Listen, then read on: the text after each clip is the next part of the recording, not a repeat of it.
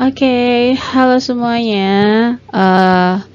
Ketemu lagi dengan saya Reni di dalam materi selanjutnya yaitu Entrepreneur in Healthcare. So this is our topic, our second topic ya about entrepreneur in healthcare. Nah, kita akan belajar nih kenapa kita harus mengembangkan bisnis kesehatan itu dan kenapa sekarang materinya itu sudah pasti jauh berbeda dengan yang dulu karena nggak relevan lagi kalau materi-materi yang dulu kita pakai di dalam bisnis yang sekarang karena memang bisnisnya trennya itu sudah berbeda.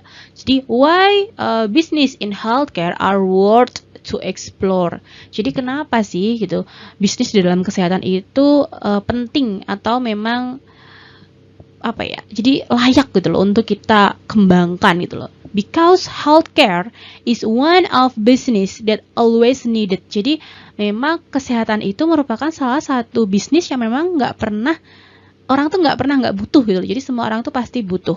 Kemudian business in healthcare itu growth rapidly in last year, terutama di era pandemi ya, and predicted to have a trend to grow up in the future. Intinya nggak mungkin lesu ibaratnya, karena setiap saat orang butuh yang namanya kesehatan. Cuman sentuhannya itu harus berbeda gitu, karena need-nya, demand-nya orang itu pasti berbeda-beda untuk setiap tahunnya.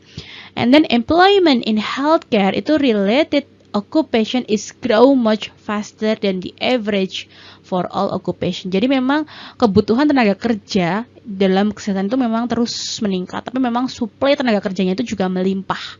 So we must be a diverners if we want to jadi kita memang harus jadi perawat yang berbeda jika memang kita harus agar kita harus mampu bertahan. Tapi teman-teman kan di sini sudah non regular ya, kebanyakan sudah bekerja semua. So you only need to be a different, you only need to be special, so you can get a special reward. Jadi teman-teman hanya butuh untuk jadi special supaya bisa mendapatkan a special reward atau hadiah yang spesial juga. Nah, kemudian population of order is grow up. Jadi saat ini memang angka harapan hidup kan naik ya. Jadi angka lansia juga bertambah. Kalau angka lansia bertambah, maka di situ dampak kesehatan juga akan bertambah. Penyakit kronis dan sebagainya. Tapi kita sebagai negara berkembang belum bisa lepas dari penyakit infeksi. So we have a double burden. Jadi nggak cuma penyakit kronis tapi juga penyakit infeksi. So we must think about this trend to our idea. Jadi kita harus memikirkan tren ini untuk mendapatkan ide bisnis kesehatan yang akan laku ke depannya. Jadi bukan bisnis kesehatan yang sekarang laku, tapi ke depannya apa yang akan laku. Oke, jadi what we must think in healthcare business in this era. Jadi apa yang harus kita pikirkan nih kalau kita mau mendirikan sebuah usaha di bidang kesehatan saat ini gitu ya. Jadi kali ini tuh kita akan dihadapkan dengan era disrupsi and pandemi. Disrupsi itu adalah era di mana semua perubahan secara cepat dituntut untuk terjadi. Pandemi mengakselerasi perubahan itu supaya lebih cepat terjadi. Karena kita nggak mungkin. Jadi revolusi industri itu mengarahkan kita ke era digitalisasi. Tadi yang sudah kita bahas di beberapa materi sebelumnya. Pandemi ini mengakselerasi kita supaya kita lebih cepat untuk mencapai era digitalisasi itu gitu loh. Jadi this year we speed up the revolution industry and we need to think again about the business. Jadi bisnis yang konvensional itu memang nggak akan laku ke depannya. Tapi kita harus berpikir apa yang bisa kita kembangkan ketika tuntutannya itu seperti ini gitu ya. Jadi needed or demand in healthcare and wellness is grow up. But we cannot, ini saya salah ketik ya, jadi we cannot serve with conventional method. Jadi kita tuh nggak bisa untuk melayani dengan metode yang konvensional gitu ya. So need and demand, we must think that the people want and how we will fulfill those needs. Jadi kita harus berpikirkan apa yang diinginkan orang dan kita harus berpikir bagaimana cara memenuhi keinginan itu gitu. And then we must think out of the box. Jadi memang 2020 and the future is year that we need to start thinking more outside the box. Jadi kita memang harus berpikir di luar dari yang biasanya gitu. Jadi jangan berpikir membuka, oh saya nanti pengen buka praktek di rumah gitu. Jadi kita jangan cuma berpikir buka praktek di rumah gitu. How we must serve, yang diinginkan orang itu apa. Nah gitu, jadi yang harus kita pikirkan gitu. Jadi it's time to take a more serious approach. Kita harus berpikir lebih serius, pendekatannya lebih diperdalam untuk mencari alternatif usaha di bidang healthcare ini gitu ya. Apa yang diinginkan orang untuk dipenuhi. So what we must do to make our business plan work. Jadi apa sih yang harus kita lakukan untuk membuat bisnis kita itu, rencana bisnis kita itu memang bisa dijalankan gitu. Yang pertama, we must find our focus. Jadi kita tuh memang harus menemukan fokus kita di mana gitu. The focus is on what help determine what kind of service or product you are going to provide. Jadi kita tuh harus fokus, kita itu mau kemana, ke arah bisnis apa. Healthcare kan banyak, apakah kita mau ke jiwa, apakah kita mau ke maternitas, fokus kita kemana, passion kita kemana, seperti itu. Kemudian kita harus determine startup cost. Jadi kita harus menentukan berapa budget yang harus kita butuhkan. Jadi berapa uang yang memang harus kita butuhkan, kita harus siapkan untuk memulai usaha kita. Kemudian kita harus identify a target audience. Jadi kita memang harus tahu gitu loh, konsumen kita ini siapa, targetnya siapa. Misalkan nih, saya punya usaha di bidang fertility. Targetnya adalah ibu-ibu hamil, ibu-ibu yang promil, ibu-ibu pengantin baru yang baru menikah. Nah, itu adalah target audience-nya. Kemudian obtain proper license. Jadi kita harus tahu gitu, usaha kita itu kan di healthcare, kebanyakan kan harus, kalau kita misalkan mau membuka pelayanan-pelayanan kesehatan, maka kita tuh harus tahu izin-izin yang harus kita dapatkan. Misalkan kita mau buka fertility massage, nah apa yang harus kita siapkan, sertifikatkah? Saya mau buka tentang di nursing, mental health nursing, jadi kita mau membuka sebuah usaha untuk misalkan untuk menyediakan rumah rehabilitasi gitu ya. Nah, apa yang harus kita penuhi? Nah, seperti itu yang harus kita pikirkan. And then we must naming our business. Jadi nama itu jangan dipandang sebelah mata. Nama itu memang harus kita pikirkan baik-baik. Nama itu memang harus kita perhitungkan supaya namanya itu memang pantas untuk kita pakai, dan nama itu memang bisa kita develop nantinya menjadi sebuah logo, website, Instagram, social media, dan sebagainya. And then we must check the competitor. Jadi memang kita itu harus tahu, kita itu pasti bukan pemain di dalam usaha itu gitu. Jadi kita tuh harus tahu kompetitornya dan apa yang bisa membuat kita berbeda dari kompetitor itu. Okay, this is the example of healthcare business idea yang menurut saya ini yang relate saat ini. Jadi yang saat ini memang dibutuhkan dan diinginkan oleh orang-orang. Oke, yang pertama adalah health and wellness coach. Jadi teman-teman tuh jangan berpikiran bahwa perawat itu selamanya harus di rumah sakit itu. If teman-teman kerja di rumah sakit, di puskesmas kan teman-teman non-rek ya, kebanyakan sudah bekerja di rumah sakit, puskesmas, tempat pelayanan kesehatan lain. Tapi teman-teman juga harus berpikir bahwa have second job is not a bad idea. Jadi punya job kedua itu bukanlah sesuatu hal yang buruk gitu loh. Kita harus, kalau bisa kita punya 2 job, kenapa kita harus punya 1 job gitu ya. Jadi health and wellness coach ini salah satu yang memang menjanjikan saat ini. Misalkan kita jadi konsultan, seperti saya misalkan ya, saya digandeng oleh sebuah usaha yang tadi di bidang fertility. Nah, saya dijadikan konsultannya. Jadi, if ada pasien yang dia mau promil tuh ya, kemudian dia bisa konsultasi ke saya. Nah, hal-hal seperti itu. Jadi, nggak apa-apa teman-teman bisa menggandeng sebuah industri yang memang dia butuh konsultan di dalam kesehatan, misalkan perawat dan sebagainya. Menjadi konsultan di situ, itu juga tidak sedikit gitu loh gajinya. And then, bisa mengembangkan yoga, kemudian personal trainer, nursing home care ya. Memang home care belum berkembang pesat di Indonesia, tetapi ke depan orang itu lebih suka diam di rumah. Kalau ada perawat yang bisa datang, kenapa dia harus pergi ke rumah sakit? Itu memang tren ke depannya akan seperti itu. And then fisioterapis, kita memang bukan fisioterapis, tapi kita punya punya ilmu untuk itu. Jadi kalau teman-teman mau mengembangkan fitness care is okay, mengembangkan rehabilitative care, geriatric, well-being care yang nanti dia mengobok-obok ke area fisioterapis is okay. You can collaborate with physiotherapist, but you have a science, tapi Anda juga punya ilmu untuk itu juga kan, room dan sebagainya kan kita juga punya ilmu itu. Jadi is a not out of our job, seperti itu ya. Kemudian akupunturis gitu ya teman-teman, kalau mau jadi akupuntur tinggal ngambil pelatihan akupuntur dan sebagainya. Herbalis pun juga gitu, tinggal ambil pelatihan herbalis dan sebagainya, dapat sertifikat herbalis. Kemudian service relate aging ya, karena memang nanti ke depan trennya itu adalah tren kebanyakan yang older, jadi kebanyakan lansia, jadi kita harus memikirkan usaha apa yang memang dia dibutuhkan oleh lansia untuk meningkatkan derajat kesehatannya, meningkatkan derajat kebahagiaan dan kepuasan hidupnya. Kemudian we must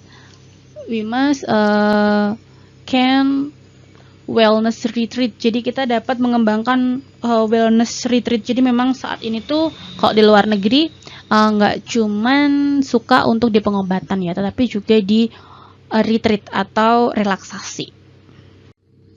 Kemudian selain coach atau trainer, kita juga dapat mengembangkan physical wellness product ya. Memang ini bukan ilmu kita utuh, tapi kita bisa menggandeng dan berkolaborasi dengan orang lain yang memang mempunyai ilmu itu. Misalkan essential oil, kita kan diajari massage, kita bisa massage dengan essential oil, or kita bekerja sama dengan herbalis, atau kita mengambil sertifikat herbalis, kita mengembangkan essential oil sendiri. Is okay, karena essential oil sekarang menjadi sebuah tren di dunia, terutama di luar negeri. Teman-teman tahu ya, harganya Young Living dan sebagainya itu kan juga sangat wow. Tapi di luar negeri itu memang jadi di luar negeri itu back to nature itu sudah jadi sebuah tren gaya hidup saat ini, terutama salah satunya adalah essential oil. And then beauty product, jadi kalau teman-teman punya relasi untuk mengembangkan produk kecantikan yang alami terutama ya, itu akan banyak dilirik orang gitu loh, akan tetap menjadi sebuah hal yang disukai, seperti itu ya. Kemudian dietary supplement, jadi suplemen sayur, suplemen apa, suplemen herbal dan sebagainya. Dietary supplement that has personally help you to achieve your health and wellness itu masih diinginkan. Jadi vitamin-vitamin itu masih diinginkan orang, terutama vitamin yang mengklaim yang saat ini ya, terutama yang mengklaim bisa antivirus dan sebagainya gitu. Kita memang nggak punya ilmu itu, jadi kita harus bisa berkolaborasi dengan yang lain, seperti itu. And then healthy food product, jadi kalau teman-teman bisa membuat produk yang memang sehat, you can develop it. Jadi teman-teman bisa mengembangkan usaha di bidang itu, gitu ya. Healthy food, kitchen product yang healthy ya, kemudian weight loss product itu masih menjadi sebuah primadona ya dalam dunia kesehatan and wellness. Kemudian herbal medicine ya, karena sekarang back to nature itu make a people want to take a herbal product. Jadi sekarang kalau di luar negeri itu orang-orang tuh sudah berlomba-lomba untuk meninggalkan obat dan beralih ke makanan, beralih ke herbal dan sebagainya, to achieve health. Jadi orang-orang sudah berubah haluan ke sana untuk kesehatan. Nggak cuman usaha di bidang yang tadi ya, di bidang benda-benda, tapi kita juga bisa mendirikan physical location. Jadi memang usaha di bidang kesehatan, misalkan wellness center, studio, klinik itu masih diinginkan. Terutama sih wellness center yang mungkin berkaitan dengan jadi kita bisa nih membuat impian kita, misalkan punya sebuah klinik yang dia nyaman, bisa menyediakan misalkan geriatrik nih, kita bisa pengen membuat sebuah geriatrik unit di mana orang-orangnya memang yang ke situ nanti kita kasih terapi komplit misalkan, supaya keluhan-keluhan mereka menurun, kita berikan kesempatan mereka untuk bercengkrama dengan sebayanya sehingga dapat menghealing psikal mereka. Jadi nggak cuma fisik, psikis, sosial kita treatment semua. Nah itu juga bisa kita gunakan ke depannya, itu bisa menjadi sebuah pilihan orang gitu, terutama orang-orang yang menengah ke atas. Jadi kita we must know gitu, target kita itu mana, menengah ke atas, menengah ke bawah, kita sesuaikan dengan desain dan sebagainya.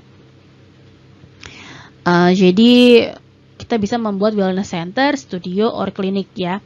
Karena memang sekarang wellness center ini sudah kayak di UGM tuh sudah dibikin membuka, ada beberapa di Indonesia tuh sudah mulai membuka wellness center. Jadi nggak cuman bergerak di bidang kesehatan ya, nggak cuman klinik rumah sakit gitu. Jadi kita membuka wellnessnya, membuka yang dia ke arah meningkatkan kesehatannya, ataupun jadi nggak cuman ke arah rehabilitatif ya. Jadi nggak cuman orang yang sakit aja, tapi orang yang sehat tapi pingin lebih sehat.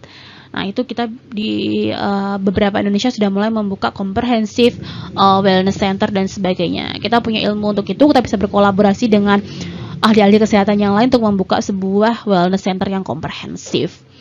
And then misalkan kita mau membuka juice bar all healthy restaurant. Jadi kalau teman-teman punya kemampuan untuk passion di cooking atau di masak yang sehat, we can open a restaurant that specialist for misalkan autoimmune person, maybe diabetic person, all memang menyediakan makanan yang sehat, misalkan seperti yang kan sekarang banyak ya restoran yang memang dia hanya menyediakan makanan yang sehat saja, hijau-hijauan, sayuran, raw food seperti itu. Itu sudah banyak sekali, terutama di luar negeri. Kalau di Indonesia nanti mungkin trennya juga akan ke sana. Cuman ya kita harus sesuaikan dengan budget orang Indonesia. Kemudian spa and retreat center.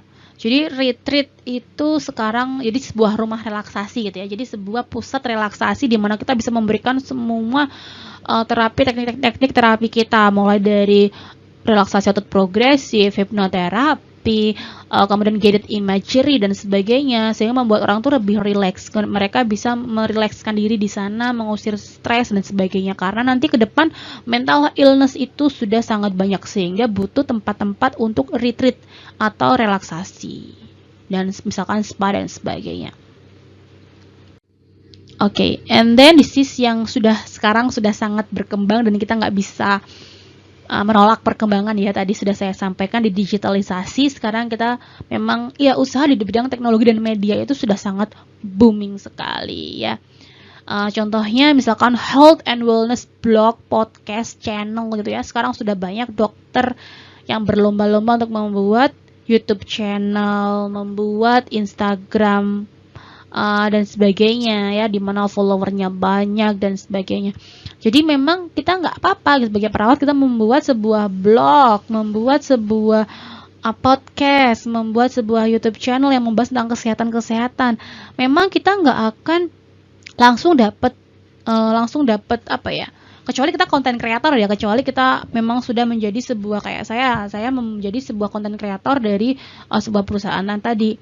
Nah, saya dibayar untuk membuat blog, saya dibayar untuk membuat podcast, saya dibayar untuk membuat hal itu. Jadi sudah langsung saya dapat benefitnya itu. Tapi kalau teman-teman mau mengembangkan sendiri blognya, podcastnya, channelnya, is okay. Ketika teman-teman nanti sudah mendapatkan audiens yang banyak, Anda sudah dipercaya, kredibel, maka Anda dapat menjual produk yang relevan, kemudian juga mendapatkan keuntungan dari iklan. Kalau di YouTube dapat uang dari YouTube dan sebagainya ya. Jadi memang bidang ini tuh sudah nggak bisa dipandang sebelah mata.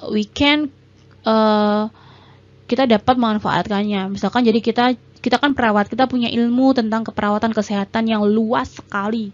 Jadi kita bisa menjadi sebuah konten kreator tadi. Jadi kita bisa mendesain. Jadi kayak saya mendesain media pembelajaran ya, misalkan Instagram post, Facebook post for one brand gitu ya. Jadi isi kontennya itu no hoax misalkan. Jadi kita yang bikin informasinya, tim desain tinggal mendesain, atau kita yang bisa mendesain sendiri dapat nilai plus dari itu dan sebagainya. Jadi memang health and wellness content creator ini sudah bisa menjadi sebuah second job yang menjanjikan untuk tenaga kesehatan. Karena kita tuh kalau kita